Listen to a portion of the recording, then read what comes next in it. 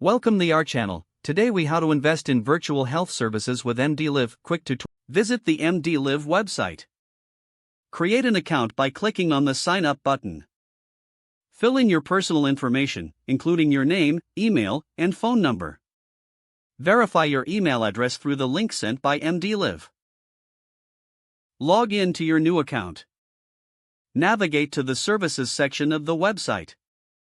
Explore the various virtual health services offered, such as urgent care, therapy, and dermatology. Choose a service that fits your health needs. Review the pricing details for the selected service. Select a payment method to proceed with your investment.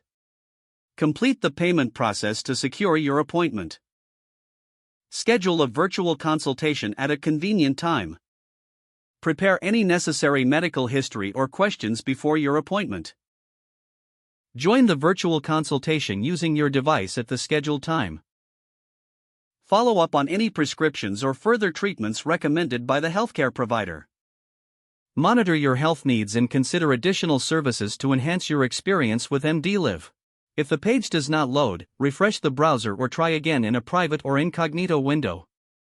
Make sure you are using the correct email address, then retype it carefully to avoid small typos. If your password is not accepted, use the reset option and create a new strong password you can remember. Check your spam folder for verification or security emails, then complete any requested confirmation steps. Enable two-factor authentication if available to improve account security and reduce unauthorized access risk. After signing in, review your profile details so your contact information and settings are accurate and current.